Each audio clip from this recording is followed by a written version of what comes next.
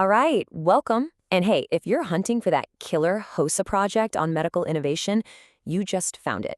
Today, we're diving deep into a technology that's totally flipping the script on brain imaging. I'm talking about the wearable OPM MEG system. So, here's how we're going to break it down. We'll kick things off with the big problem, the cryogenic confinement of the old tech. Then, we'll get to the good stuff, the wearable revolution that solved it. We'll even peek under the hood at the secret sauce of how it all works. Check out the huge impact it's having on real people, and then we'll look ahead to the future. Sound good? Let's do it. Okay, first things first. To really get why this new OPM-Me thing is such a massive deal, you gotta see what came before it. We're talking about some serious limitations. Okay, let's dive into this. This slide, it says it all. It's the perfect before and after shot. On one side, you've got the old way, the squid MEG system. Think of a giant old-school salon hairdryer. It's massive, it's rigid, and you can't move. And get this, it has to be cooled with liquid helium to minus 269 degrees Celsius. Just wild. Plus, it's one size fits all, which we'll see is a huge problem. Then, look at the other side, the new way. It's literally a bike helmet.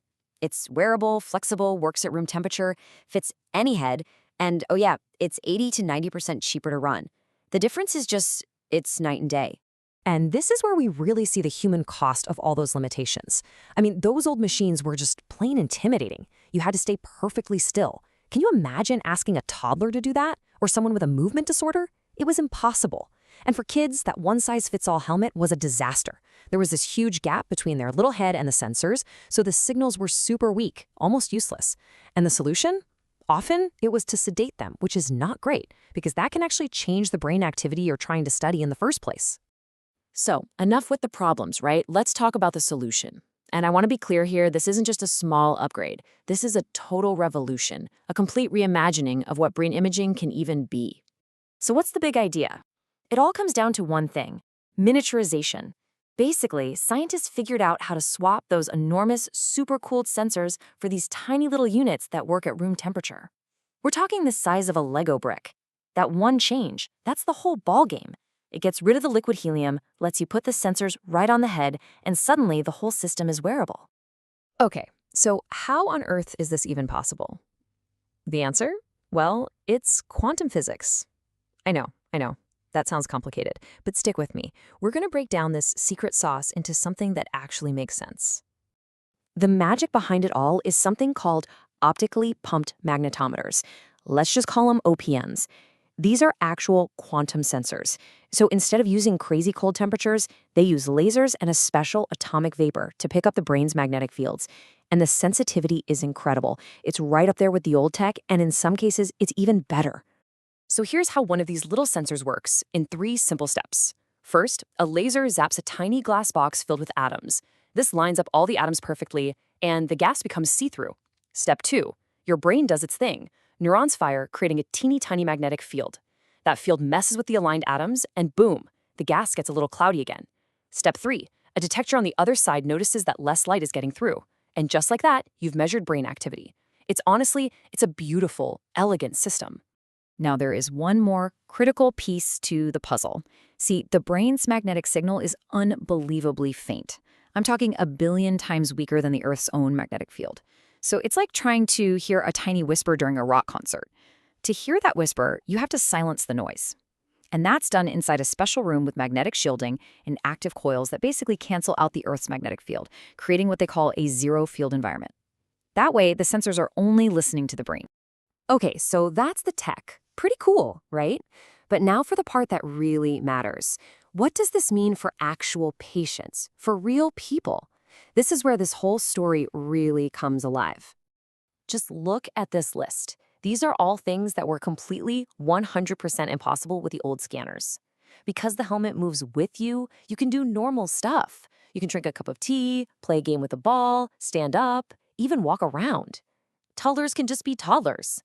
For the first time, scientists can study the brain while it's actually living in the real world. They're calling it real-world neuroscience, and it is a total game changer. And this quote from Dr. Margot Taylor, wow, it just nails the before picture, especially for kids, like putting a small child in a huge salon hairdryer. I mean, can you imagine? Of course it was intimidating.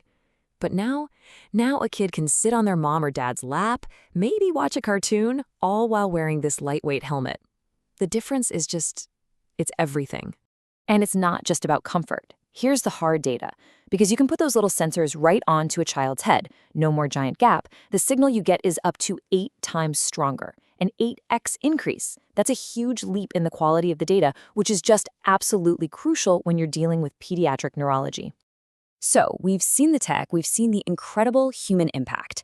Now let's zoom out and look at the big picture, the global implications.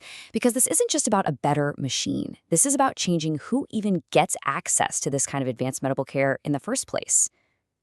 Check out these numbers. The old squid systems, we're talking over 150,000 pounds a year just for the liquid helium to keep it cold. The OPM MEG gets rid of that completely. It slashes the running costs by 80 to 90%. For a hospital budget, that's not just a small change. That's a whole new world. And what does that massive cost reduction lead to?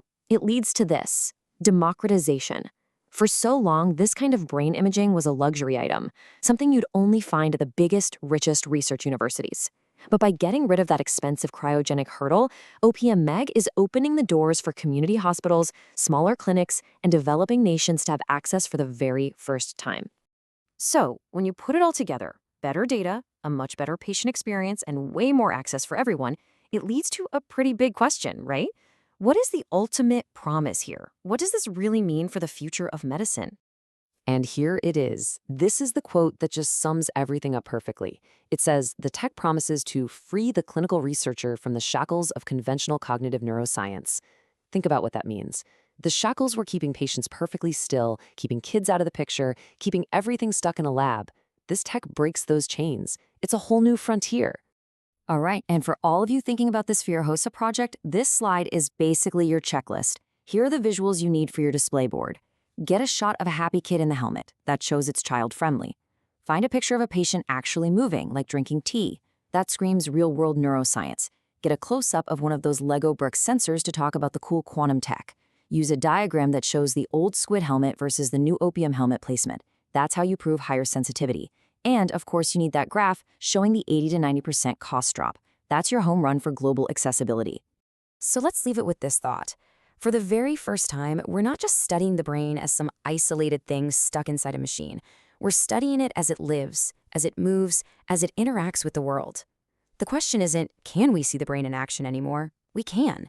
The real question is, now that we have this incredible tool, what mysteries about how we learn, how we develop, and how disease works, what are we finally going to solve?